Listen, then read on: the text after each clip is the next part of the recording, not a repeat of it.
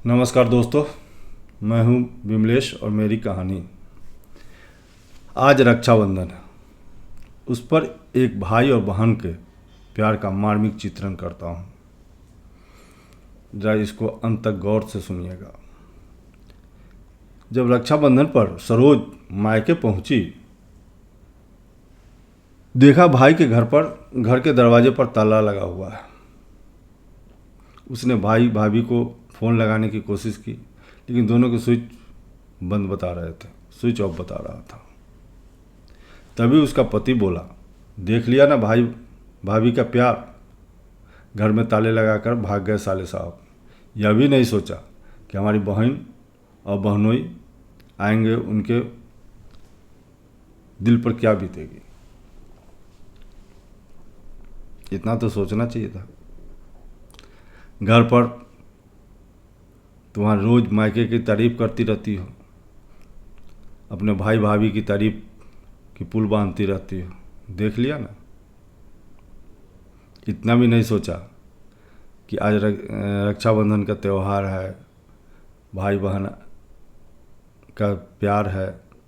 अगर आज साथ में बच्चे आए होते तो वो दोनों क्या सोचते।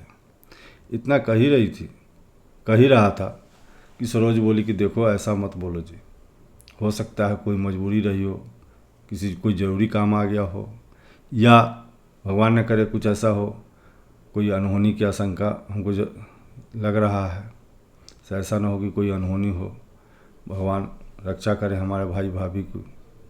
इतना बोल ही रही थी कि अचानक उनके बगल में एक गाड़ी आकर के रुकी। गाड़ी में से एक आदमी निकला और कहा कि आपके भैया बुलाए हैं, आप दोनों आदमी इसमें बैठिए। दोनों चुपचाप उस गाड़ी में बैठ गए। जब गाड़ी जाने लगी तो सरोज सशंकित होकर के पूछी कि भैया आप कहाँ ले जा रहे हो, हमारे भैया कहाँ हैं। तो वह आदमी बोला कि मैं कुछ नहीं बता सकता, आप खुद ही चल के देख लो। अब सरोज की धड़कनें तेज हो रही थी कि शहर के बीचों बीच एक जगह गाड़ी रुकी।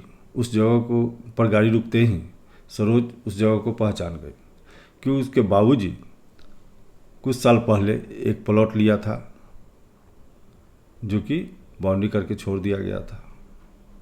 उसमें अब टेंट लगा हुआ था। इसने सोची कि हो सकता है हमारे भाई ने किसी को किराए में दे दिया हो और शादी हो रहा हो सकता है हमारे भाई पूरे परिवार के साथ यहीं मिल जाए, यहीं आए हों।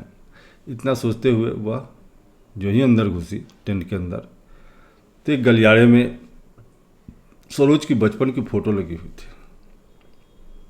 वह देख करके ठिठक गई। फिर दूसरी तरफ नज़र घुमाई तो वहाँ पर जब सरोज चलना सीखी थी, अपने बाबूजी का अंगुली पकड़ के वो तस्वीर देखी।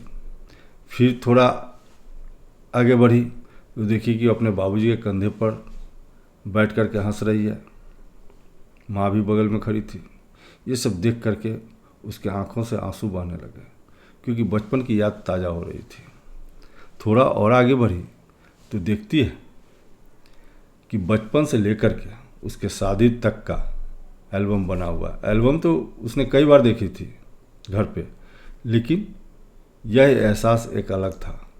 एक तरफ वीडियो चल रहा था उसके बचपन से लेकर के शादी तक का, और एक तरफ टेबल पर केक रखा हुआ था। उस पर लिखा था हैप्पी बर्थडे दीदी। यह देख करके तो और भी भावुक हो गई और भाई के पास जा कर के बोली कि इतना खर्च करने की क्या ज़रूरत थी। रोते हुए बोली। भाई ने उसका अपने बाहों में लेकर के रोने लगा। कहा कि दीदी, खर्च की कौन सी बात है, बहुत ज़मीन अपनी थी, टेंट अपना है, कुछ ही तो खर्च लगा है, लेकिन हम दोनों के बचपन की यादें तो ताज़ी हो गई। दोनों की आंखों से अश्रु धारा बह रहे थे।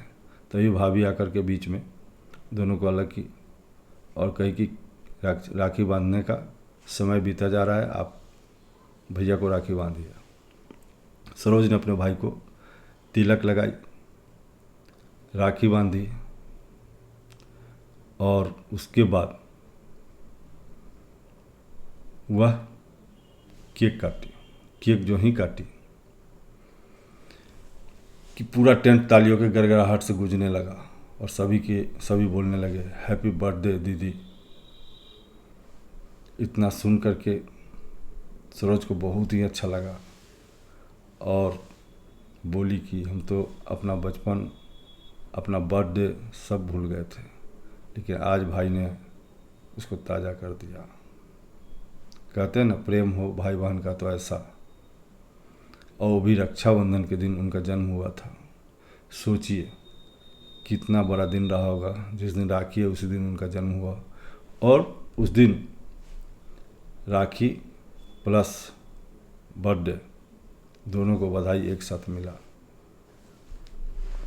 ऐसा दृश्य देख करके वहाँ पर जितने लोग थे सभी की आंखें नम हो गई और इन दोनों के प्यार की सराहना करते हुए बोले कि प्यार हो तो ऐसा भाई बहन में। कहानी छोटी सी थी। कहानी अगर अच्छी लगी हो तो लाइक और सब्सक्राइब जरूर कीजिएगा। कहते हैं ना, करो कुछ ऐसा कि दुनिया करना चाहे तुम्हारे जैसा। नमस्कार।